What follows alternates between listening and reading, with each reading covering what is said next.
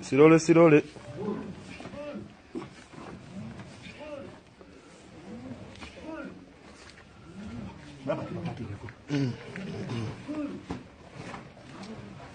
Ataenda kutana kwa baada ya izia. Leta kakoi. Yangu wa. Leta kakoi. Hurry up. Leta. Atikilabu mpaka kweli. Atikamkwa senechi.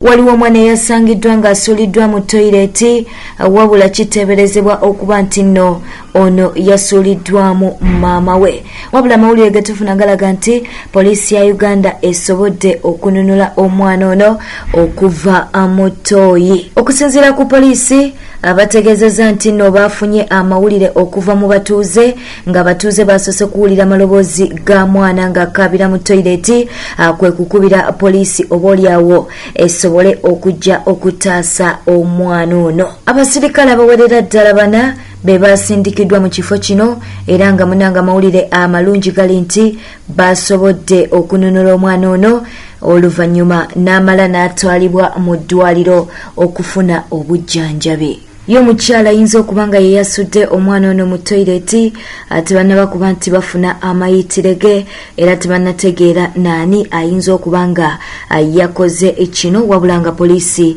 egamba nti batandise okunoonyereza ku nsonga zino era bajja kuvaayo bwe banaaba nga ddala eyakoze ekikolwa kino akwatiddwa.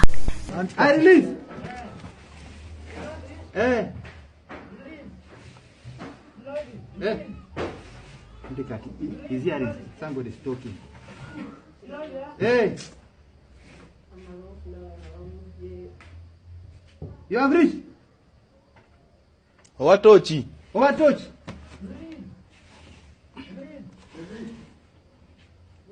There.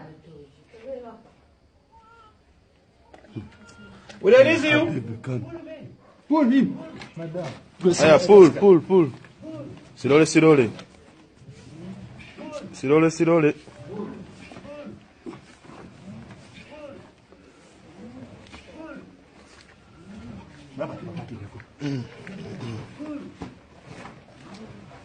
Ataenda kutana kwa baada ya izia. Leta kakoi. Yangu wa. Leta kakoi. Hurry up. Leta. Atikilabu mpaka kweli. Eyo nga tuviddeyo mukwano sooka subscribing likinga video eno ate oleka obubaka bwawo mu comment section. Mawulire amalala ge tulina munnamateeka Male Mabirizi akubye ekirayiro ng'ayagala kooti ereme kuyimbula musumba w'abalokole. Twogera ku Pastor Bugembe ku kakalu kaayo ng'agamba nti yamutiisatiisa okumutta. Era ono ng'agamba nti yanditaataaganya n'obujulizi naddala abo baalinako obuyinza mu bufunze abakozi be kubanga jjukira nabo bano balina okujja mu kooti okuwa obujulizi. Okusinziira ku Male Mabirizi asabye kooti ereme kuba nti nno eyimbula omusumba Aloysius Bugembe. Omusango nno guno gugenda kubeera nga guwulibwa era ssaawa yonna tujja kuba nga tukutegeeza biki ebivuddeyo. Weekumire ku News Spark Channel. Eyo nga tuvuddeyo abantu abawerera ddala 29 bafiiridde mu kagugumuko akabadde ku kisaawe ky'omupiira ewabadde okusaba.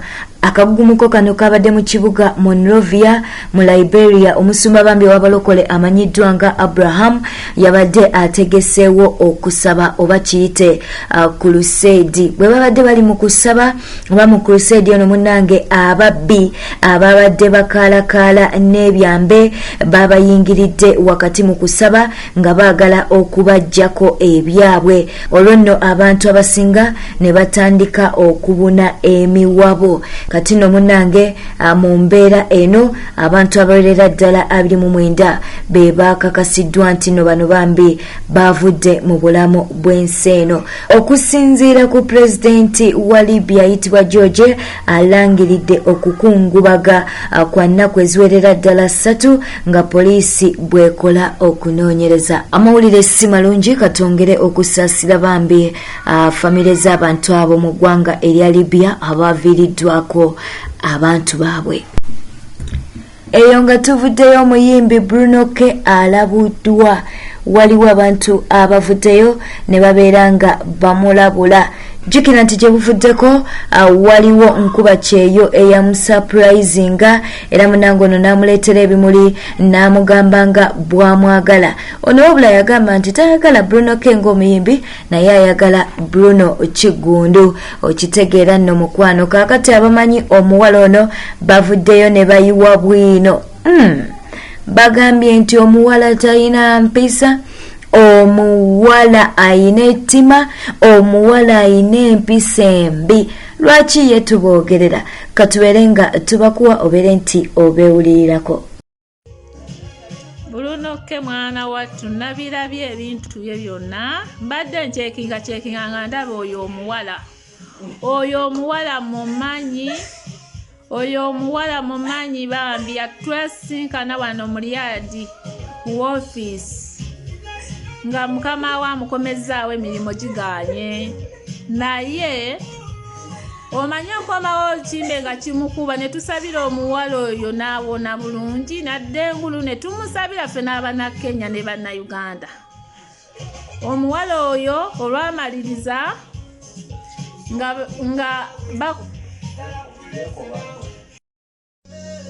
omuwala oyo Bruno mwegendereze muyaaye nnyo okumanya nti muyaaye nyene Saudi tusse ekintu ekyo twali badde tukwatagana naye olabe Saudi yatuvaamu n'atuyita emabega neyegatta n'omukyala eyali atukulira ebiseera ebyo nedda mukola olugambo buli bintu byetunyumya ffe Bannayuganda nga bitwale owa buno obukazi obuzungu bayita Obufilipino nga we babizza ku office kati ye ne bamuwa obukulu. We bamuwa obukulu ffe n'atusala ne babuuza ani akulira liida mu kubeera nga mwekalakasa. Baali batuyisa bubi ebiseera ebyo.